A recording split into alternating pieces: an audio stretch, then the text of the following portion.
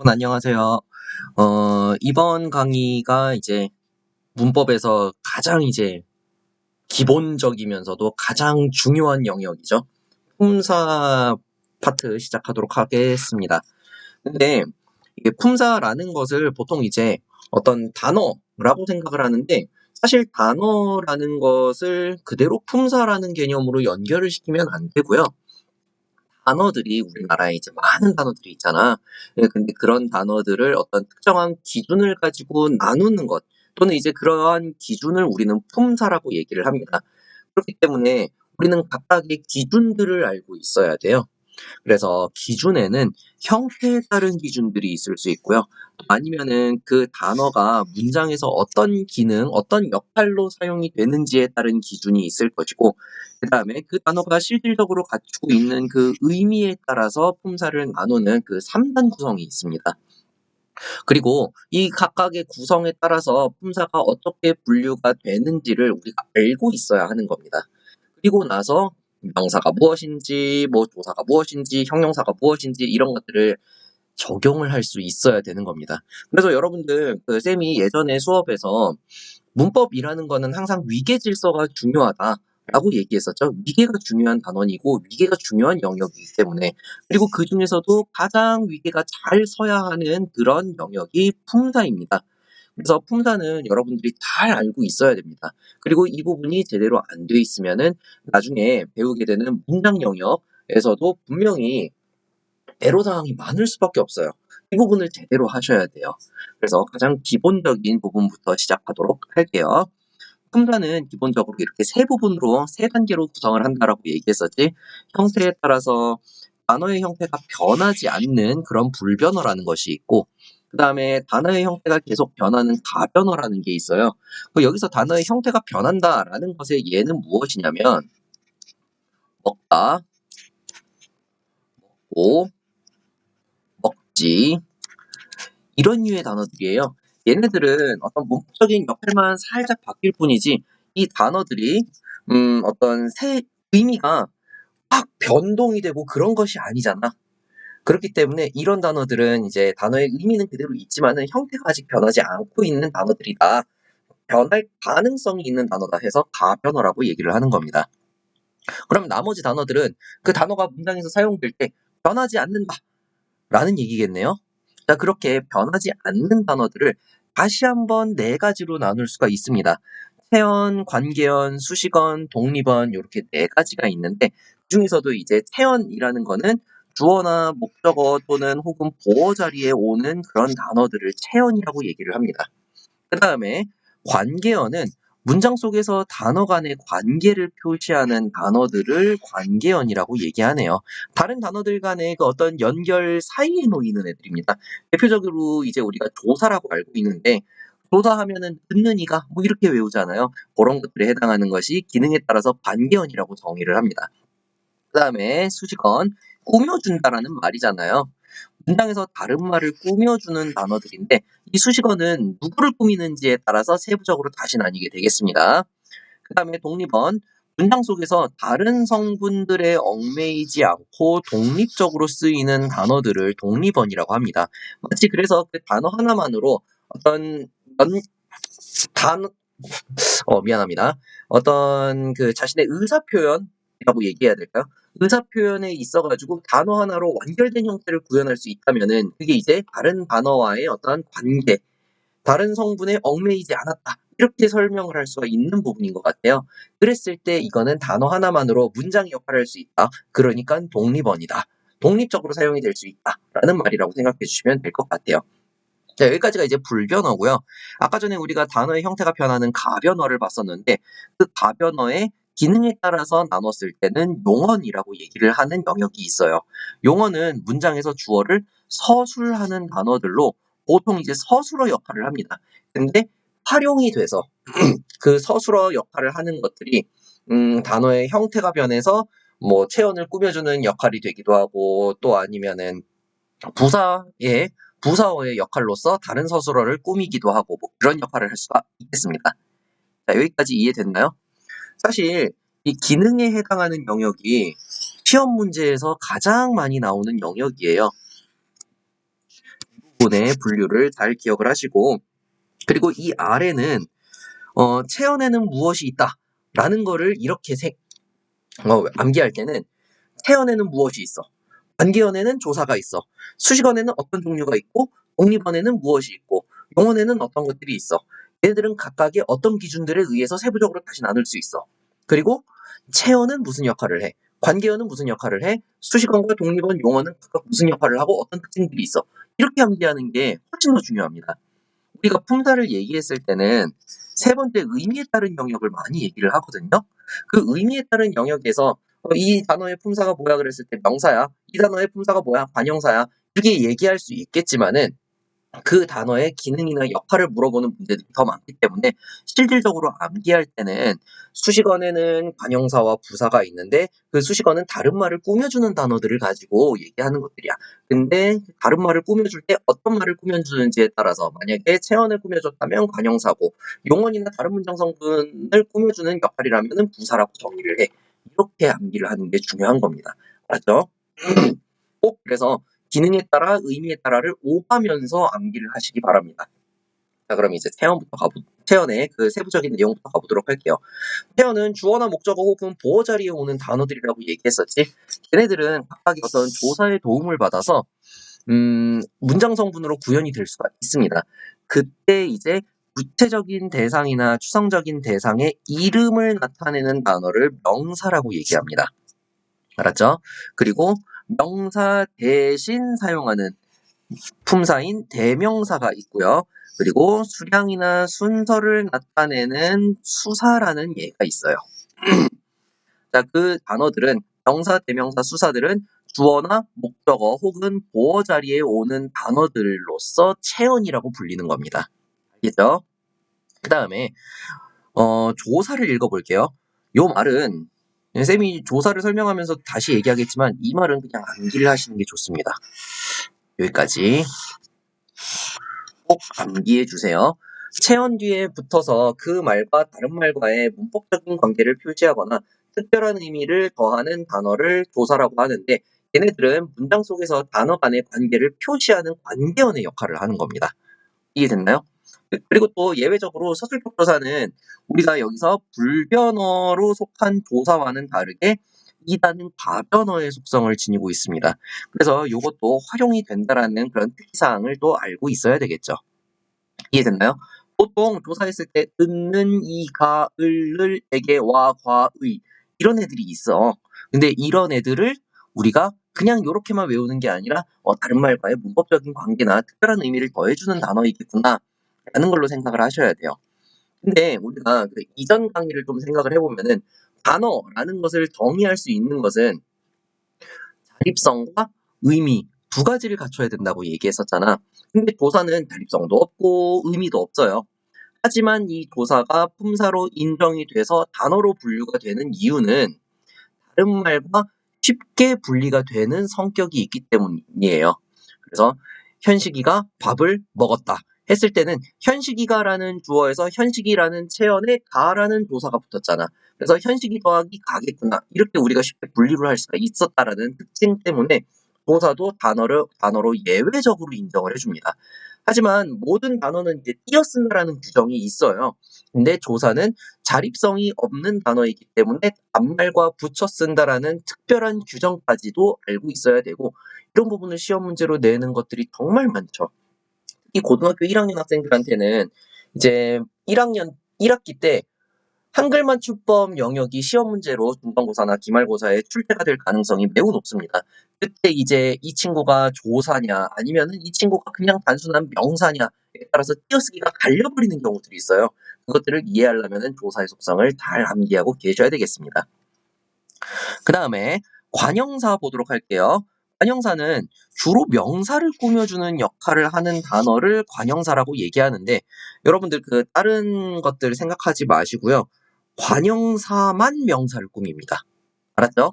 이거는 후에 가가지고 다시 얘기할 텐데, 그리고 또 이전 강의에서 어느 정도 언급이 되어 있을 텐데, 우리가 어떤 명사를 꾸며주는 단어가 다른 단어들도 있겠지만은 관형사만 명사를 꾸민다 라고 생각을 해주시는 게 오히려 속이 편할지도 모르겠습니다.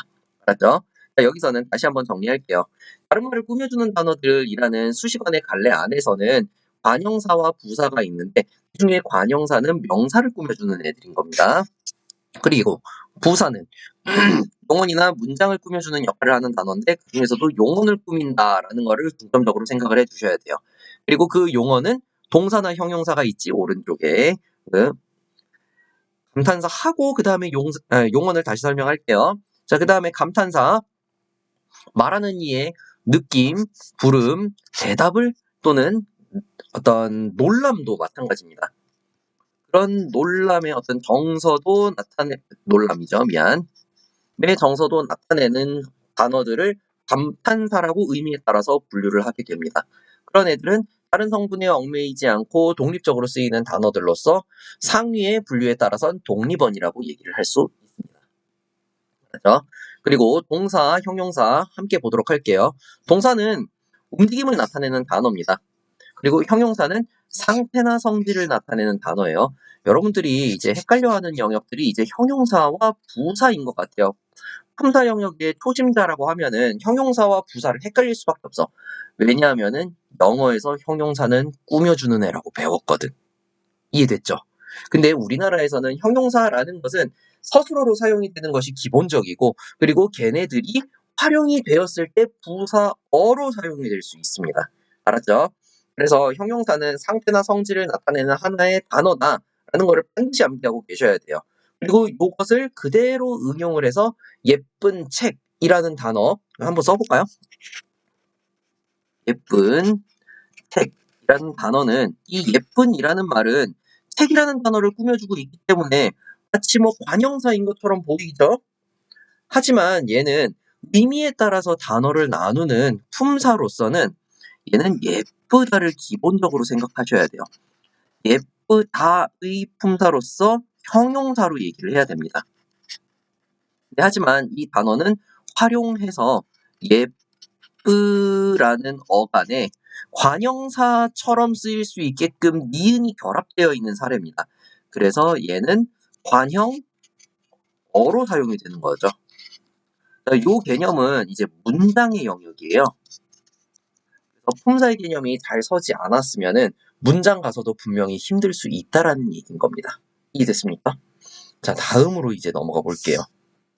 26페이지로. 자, 오늘 여기서는 이 강의에서는 체언까지만 하고 다음 강의에서 다른 영역들을 이제 소개를 하게 되겠습니다. 체언부터 볼게요. 체언에는 쌤이 명사, 대명사, 수사가 있다고 했었지? 근데 그 체언의 특징이 여기 나와 있습니다.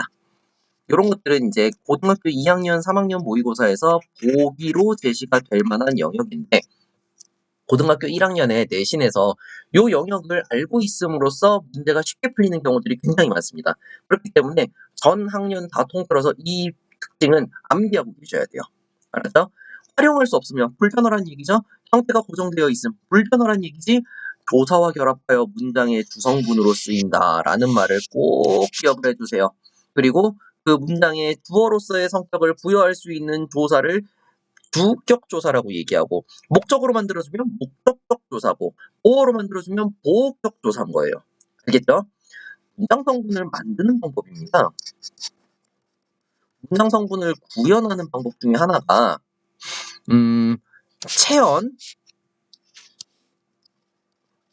체언이라는 그 단어에 격조사를 붙이면 됩니다. 자격을 부여하는 조사를 격조사라고 하거든요. 이런 구성으로 땡땡어가 만들어질 수 있습니다. 아까 전에 쌤이 현식이 더하기 주격조사인 가, 그죠? 로 주어를 구현한 것입니다. 이해됐나요? 이런 구성을 알고 계셔야 돼요. 이런 구성이 이제 문장에서 중요한 것이고 그 구성을 이해하는데 품사가 중요한 단원이거든요. 꼭 기억해 주셔야 됩니다. 이거 외에도 사실 단어 단독으로 문장을 구성할 수도 있고요. 또 아니면은 용언의 활용을 통해서도 구현할 수 있는데 지금 여기서는 이 부분이 중요한 것으로 이해를 하고 넘어가도록 하겠습니다. 이해됐죠? 자, 그러면 이제 명사부터 차근차근 하나씩 볼게요. 명사는 구체적이고 또는 추상적이고 그런 것들을 아우르는 이름을 나타내는 단어입니다. 이름을 나타내는 단어예요. 그래서 이름 명사 쓰는 겁니다. 알겠죠? 기억합시다. 조사가부터 격표시가 이루어짐 중요하고요. 그 다음에 관형사의 수식을 받는다. 관형사의 수식을 받는다라는 거는 어떤 꾸며주는 말이었었죠. 새 신발을 신었다의 이 새가 신발이라는 단어를 꾸며주고 있답니다. 태어는 관형사의 수식을 받는다가 특징이 되겠네요. 그 다음에 세 번째, 복수형을 취할 수 있으나 형태 변화가 없는 불변어랍니다. 복수형을 취할 수 있대요. 신발이라는 체언에 들이라는 복수형을 취할 수가 있다라는 겁니다. 이해됐나요? 이랬을 때는 신발이라는 체언에 뭐뭐들이라는 어떤 새로운 말이 붙어서 만들어진 파생어? 뭐 이런 형태로 보는 것이 좀 더 적절할 수 있겠는데 이거는 어떤 기준에 따라서 달리 해석이 될 수 있습니다. 그래서 명사의 개념과 특성에 대해서 잠깐 봤고요. 그 다음에 종류에 대해서 한번 보도록 할게요. 우리가 명사를 이렇게 세부적으로 의미에 따라서 나눴다라고 하지만은 그 의미가 모든 것이 다 같지 않기 때문에 그것들도 이제 다시 한번 더 세부 기준에 따라서 나눌 수가 있습니다. 명사는 그래서 사용 범위에 따라서 보통 명사와 고유 명사로 나뉠 수가 있습니다. 보통 명사는 어떤 속성을 지닌 대상들의 여러 가지로 두루두루 쓰이는 그런 이름들을 얘기하는 것인데 고유 명사와 비교해서 생각하시면 쉬워요. 명사 가운데 딱 하나밖에 없는 거, 세상에 하나밖에 없는 것들을 이제 우리는 고유 명사라고 얘기합니다. 그죠? 그래서 이순신, 금강, 북한산 이런 얘들이 세상에 하나밖에 없잖아요. 우리가 알고 있는 그 인식세계 안에서는 금강산, 금강이라고 하면은 거기에 있는 산이고 이런 식으로 한 가지만 생각하게 되는 그런 것들을 고유 명사라고 얘기를 합니다. 알았죠? 근데 그 말풍선 위에 보시면은 이런 말이 써 있네요. 고유 명사가 복수형을 취하면 보통 명사가 되기도 한데요. 우리는 장래의 장형실들을 기다린다. 그러면 이 장형실이라는 말이 갖추고 있는 어떤 비유적인 의미에 주목하는 것이죠. 그래서 이랬을 때는 보통 명사처럼 사용할 수가 있는 것이고 이럴 때는 보통 명사로 그냥 지칭하면 되겠습니다. 근데 이런 것들은 이제 사전에서 그대로 제시해 줄 수는 없습니다. 왜냐하면 비유적 표현 같은 것들을 사전에서 다 드러내기 시작하면은 정말 한도 끝도 없거든요. 그래서 이런 문제는 잘 나오지는 않지만은 그냥 한 줄 정도 보기로 설명해 준 다음에 문제로 출제할 수는 있겠네요. 자, 다음 명사의 구체성에 대해서 구체명사와 추상명사가 종류로 나뉘어 있는데 이거는 뭐 말 그대로입니다. 구체적인 모습을 갖추고 있는 명사를 구체명사라고 얘기하고요. 추상적인 개념을 나타내는 명사를 추상명사라고 얘기하는 것입니다. 그들을 다 아우르는 게 그냥 명사인 것이고요. 이해됐나요? 자, 그러면 다음 자립성에 해당하는 그 성분에 따라서 명사를 다시 한번 나눠보는데 자립명사와 의존명사가 있죠.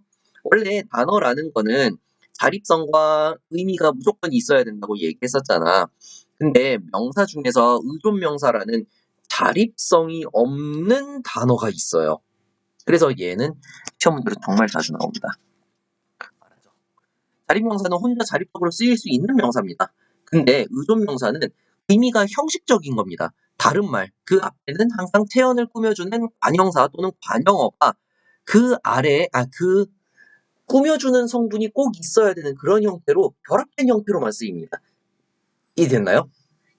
그래서 형식적 의존명사와 단위성 의존명사 두 가지가 있는데 형식적 의존명사에 것, 수, 따름, 뿐, 대 이런 예들이 있습니다. 실질적인 의미가 결여되어 있습니다. 이 실질적인 의미는 관형사나 관형어에 의해서 구현이 되는 것들입니다. 또는 그 의미가 매우 희박한 그런 단어들입니다. 단어의 의미가 있다고 볼 수 있는 거야? 뭐 이렇게 판단하기 애매한 단어들. 그런 단어들은 어찌됐든 그것을 지칭하는 이름으로서 쓰이기 때문에 의존명사라고 하는 것이고 자립성이 없음에도 불구하고 명사라는 그 포괄적인 영역 아래에 있기 때문에 자립 형태소로 정의를 해줍니다. 의존명사는 의존적인 성격을 지니고 있지만은 자립 형태소다라고 얘기를 하네요. 근데 이거는 일부 선생님들이 의존 형태소다라고 얘기해버리는 경우들도 있습니다. 그렇기 때문에 그 세부적인 영역은 학교 수업을 인용하시기 바랍니다. 자, 그 다음에 단위성 의존명사 얘기를 안 했었죠. 수량적인 의미를 지닌 의존명사. 그래서 마리, 그루, 송이, 권 이런 애들이 있죠. 그러면 이 앞에는 당연히 수의 의미를 갖추고 있는 관형사가 와야겠네요. 이해되나요? 더하기 단위성 의존명사. 요 구조도 잘 기억하셔야 돼요. 요게 수사냐 수관형사냐라는 것을 구분할 때 구분할 때 많이 이제 출제되는 영역이거든요. 그래서 수관형사라는 관형사의 종류가 하나 있다라는 걸 알고 계셔야 돼요. 단순하게 숫자의 개념이 사용됐다고 해서 이렇게 수사라고 정의를 할 수는 없습니다. 문법은 단순하게 그 단어의 의미만 가지고 판단하는 것이 아니라 위계 질서 내에서 어떤 쪽으로 설명을 해야 되는 것이 좀 더 적절한지를 판단하는 게 그게 이제 수능에서 품사를 물어보는 방법인 겁니다. 맞죠? 위계 질서, 논리적인 체계 안에서 어떻게 정의를 하는 것이 좀 더 적절하고 합리적인지를 판단을 하셔야 됩니다. 그렇죠? 다음으로 대명사로 넘어갈게요. 대명사. 어떤 대상이나 사물, 장소 등의 이름을 대신하여 가리키는 단어를 대명사라고 합니다. 마찬가지로 그 대명사도 도사가 붙어서 격표시가 이루어지고요. 관형사의 수식을 받을 수가 없음이 또 특징이네요. 여러분들 이런 거는 명사와 관형사의 차이이기 때문에 잘 기억을 하고 계셔야겠네요. 예문을 보시면 알 수 있습니다. 새 글을 만났다. 애초에 이런 말이 있을 수가 없는 겁니다. 알았죠? 근데 하지만은 용언의 관형사형은 이제 수식을 받을 수는 있습니다. 요런 경우. 관형사와 관형어는 또 다르죠. 그래서 좀 구분을 하실 수 있어야 되겠습니다. 최종적으로는 여러분들도 다 구별할 수 있을 겁니다. 알았죠? 자, 근데 관형사의 수식을 받을 수 없다라는 사실을 이해하는 것은 고3 정도면 됩니다. 도사가 붙어서 격표시가 이루어진다는 사실은 고1, 2, 3 막론하고 다 공부를 하셔야 되겠네요. 이해됐죠?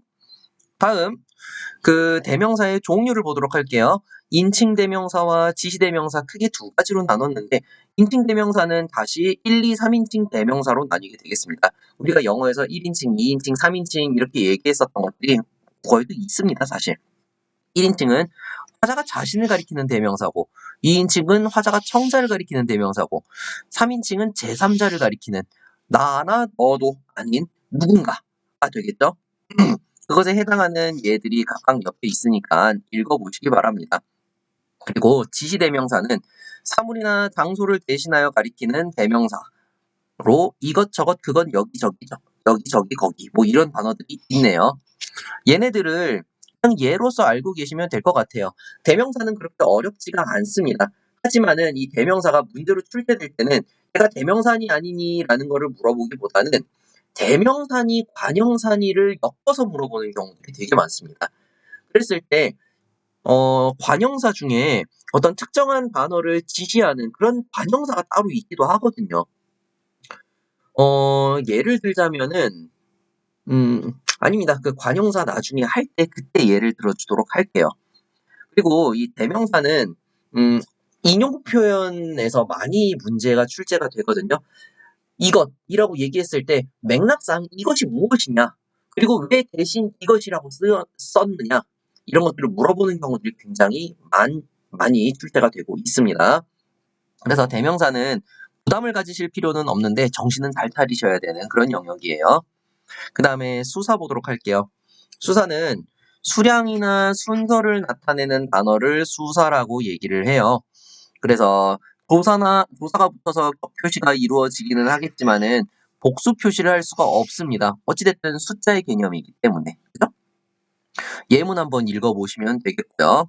그 다음에 관형어의 수식을 받을 수가 없습니다. 이런 것들도 이제 중요하겠네. 결국에는 이제 관형사나 관형어의 수식을 받는데 제약이 없는 것은 명사밖에 없습니다. 그죠? 그 다음에 수사와 수관형사의 구분. 이거 정말 중요합니다. 쌤이 위에서 얘기했었지. 수개념의 말이 조사를 취하고 있을 때 채연이 그 뒤에 조사를 취하고 있는 경우들이 굉장히 많다고 얘기했었잖아. 그 중에서도 이제 격조사가 붙는 경우. 그랬을 때는 그 앞에 있는 수개념에 해당하는 말은 수사로 분류를 해주는 게 맞습니다. 네, 하지만 조사를 취하지 않고 다음에 오는 체언을 수식하는 또는 그 체언을 수식하기 위해서 각각의 단어임을 알려주기 위해서 띄어쓰기를 한다든지 그랬을 때는 걔는 수의 개념을 갖추고 있는 단어라고 할지라도 수관형사라고 얘기를 해줘야 됩니다. 예문 이 두 가지를 꼭 기억을 하셔야 됩니다. 하나의 실수에 이 의라는 관형적 조사가 붙었기 때문에 하나는 수사로 분류를 하는 겁니다. 하지만은 이 가지라는 의존명사를 꾸며주는 한이라는 단어는 앞에 관용어가 와야 된다라는 그런 조건을 생각했을 때 이 숫자의 개념에 해당하는 말은 수관형사라고 분류를 지어주는 겁니다. 이 용어를, 이 개념을, 이 예문을 외우고 다니세요, 그냥. 알겠죠?